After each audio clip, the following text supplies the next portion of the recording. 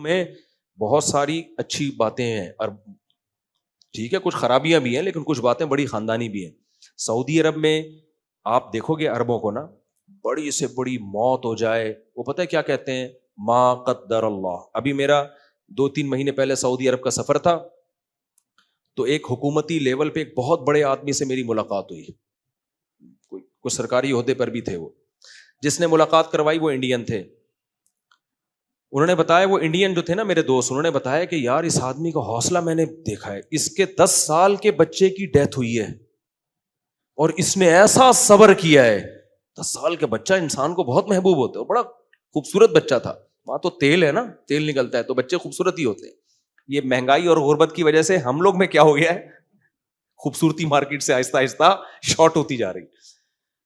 تو اب وہ عربوں کے بچے وہ سارے ان کے سارے وٹامنز منرلز پورے ہو رہے ہوتے ہیں. کہہ رہے اس نے ایسا صبر کیا ہے نا کہ ایک جملہ تھا اس کی زبان پہ ما قدر اللہ جو مقدر میں تھا ہو گیا. تو میں نے کہا بھائی ہم نے تو یہ اپنے حضرت سے پہلے واقعات سنے ہوئے. ہمارے ایک دوست نے بتایا ایک سعودی اپنے 2 بچوں کو 2 بیٹے تھے اس کے لے کے جا رہا ہے انگلی پکڑ کے. اچانک ایک بچے کا ہاتھ چھوٹا وہ بھی 9-10 سال کی عمر کے. ہاتھ چھوٹا وہ غلطی سے روڈ پہ آ گیا. روڈ پہ آئے پیچھے انتہائی اسپیڈ کے ساتھ ایک لینڈ کروزر جیسی ہیوی گاڑی اس نے اس بچے کو اٹھا کے ہٹ کیا ہے. بچہ جا کے درخت سے چپک گیا. آن دا اسپاٹ اس کی ڈیتھ ہوئی ہے. کہہ رہے میں اس عربی کے ساتھ تھا. میں نے دیکھا کہ وہ عربی نے گیا ہے اپنے بچے کی لاش اٹھائی اور زبان میں الفاظ تھے ما قدر اللہ جو مقدر میں تھا ہو گیا. کہہ رہا اس کا ایسا حوصلہ. کہہ رہے وہ گاڑی والا رک گیا. اب قصور گاڑی والے کا بالکل بھی نہیں تھا کیونکہ بچہ انگلی وہ بچے ہوتے ہیں انگلی چھوڑ کے بھاگ جاتے ہیں. وہ روڈ پہ آ گئے اس کا کیا قصور ہے. کہتے ہیں وہ گاڑی والا اترا اس نے کہا بھائی دی ہے تو اس نے کہا میں نے معاف کیا کیونکہ تمہارا کوئی قصور اس میں. تو یہ ہمارے حضرت بھی بڑے واقعات سناتے تھے عربوں کے نا. حضرت نے ایک واقعہ سنایا کہ کسی سعودی نے میری دعوت کی. اب تو آہستہ آہستہ وہاں بھی بے دینی آ رہی ہے.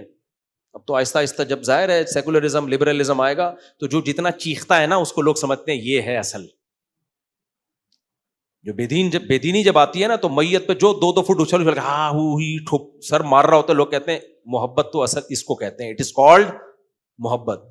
حالانکہ اسلام میں چیخنا چلانا شور شرابہ یہ پسندیدہ نہیں ہے. صبر پہ ثواب ہے. تو ہمارے حضرت نے ایک اور واقعہ سنایا. کہتے ہیں کہ عربی نے سعودی نے میری دعوت کی. میں بیٹھا ہوں ناشتے پہ دعوت پراٹھا مراٹھا جو بھی ان کے زیتون میتون ان کے کھانے ہم سے کھائے نہیں جاتے. ہم زمزم ہوٹل میں تھے حج کے موقع پہ نا 2013 میں. ہوٹل اتنا مہنگا اور اس میں کھانے زیتون اور کشمش اور انجیر اور پتہ نہیں کیا کیا. میں باہر نکلتا تھا کنی کترا کے باہر پائے اور پراٹھے کھاتا تھا میں بیٹھ کے. میں نے کہا یار جب تک بھاری بھرکم نوالا پیٹ میں نہیں اترے ہمیں تسلی نہیں ہوتی. تو ٹھیک ہے انجیر زیتون بہت اچھی چیز ہے لیکن ناشتے میں یار پھر اتنا چلنا ہوتا تھا حج میں. ہم نے کہا یار وہ پھر ایک بنگالی ہوٹل تھا ہم کنی کترا کے نکلتے تھے وہاں پہ چھپڑ میں جا کے پائے میں نا وہ ڈبو کے ہاتھ بھی جب تک نہاری اور پائے سلیقے سے کھانے کی چیز نہیں ہے. یہ توہین ہے. جب تک نہاری میں انگلیاں نہ ڈوبے نا اچھی طریقے سے اور پائے میں انگلیاں نہ ڈوبیں چپکے نہیں اس کا مطلب اس کو پائے کھانے کے آداب معلوم نہیں ہے. اس پہ وہ شعر صادق آتا ہے جو ذرا سی پی کے بہک گیا اسے میں کدے سے نکال دو. یہاں اہل ظرف کا کام ہے یہاں تنگ نظر کا گزر نہیں. شرابی نے کہا ہے کہ ہمارے شراب خانے میں نا جو 2 گھونٹ پی کے بہک جائے اس بغیرت کو یہاں سے کیا کرو کیا کر رہا ہے توہین. یہ شرابیوں کا شعر ہے کہ جو ذرا سی پی کے بہک گیا. بوتلیں وہ چڑھانے والے لوگ آئے یہاں پہ کچھ رسپیکٹ دیں شراب کو. اللہ معاف فرمائے یہ فضول بات ہے لیکن سمجھانے کے لیے. ایسے نیچ خاندان کے شرابیوں کے اپنے اصول ہوتے ہیں نا. نیچ خاندان کے 2 ڈھکن پیے اور ٹن پڑا ہوا ہے تھا نکل یہاں سے. صحیح ہے نا. کیا کہہ رہا تھا میں واقعی بھول گیا. ہاں نہیں دعوت تو تھی. ہاں تو وہ نہاری اور پائے کا جو اصول ہے نا وہ کیا ہے انگلیاں اس میں تیر رہی ہیں. اس میں ایٹیٹیوڈ اور آداب والے آدمی کو آپ بولیں تو نہاری مت کھا کیونکہ ٹیسٹ آتا نہیں ہے جب تک لقمہ پوری طرح سے اس نہاری میں ڈبکیاں نہ لگائے اور پائے میں ڈبکیاں نہ لگائے. میں نے تمیز والے لوگ دیکھے یوں کر کے نہیں یوں لگا کے کھا رہے ہوتے ہیں. ابے تو کیا کھا رہا, تو روٹی کھا رہا ہے, نہاری تو خالی شو مار رہے ہیں, لیکن پہلے اچھی طرح صابن سے ہاتھ دھلوا دیں اگلے کے, ورنہ لوگ ناک صاف کر رہے ہوتے ہیں وہی ڈبو کے کھا رہے ہوتے ہیں, وہی پہلے صابن سے, شیمپو سے, صابن سے, ڈیٹول سے ہاتھ دھو لو, پھر آؤ مقابلہ کرو. تو اب حضرت بیٹھے ہوئے اس عربی کے پاس, تو اس نے کیا کیا, ایک دم فون آیا کہ آپ کے بیٹے کا ایکسیڈنٹ ہو گیا ہے,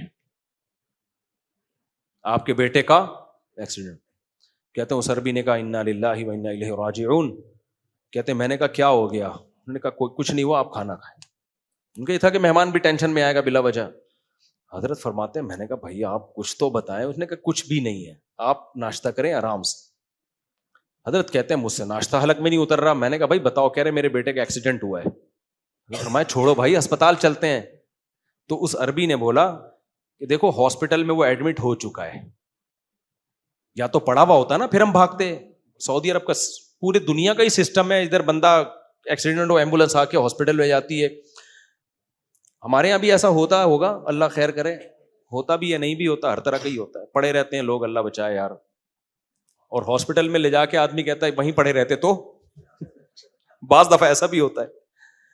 تو اس نے کہا بھائی وہ ہاسپٹل میں جا چکا ہے, اب سیو ہے, اب کیا ہے, محفوظ ہے, اب ڈاکٹروں کے حوالے ہے, ہم کیا کر سکتے ہیں.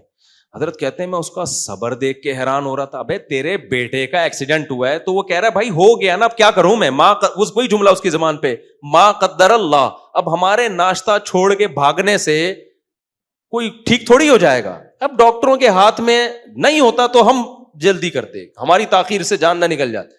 سعودیہ کے ہاسپٹل بھی بڑے خاندانی قسم کے ہاسپٹل ہیں بھائی, ٹریٹمنٹ اب اس کا شروع ہو چکا ہے, اب ہماری جلد بازی سے کچھ بھی نہیں.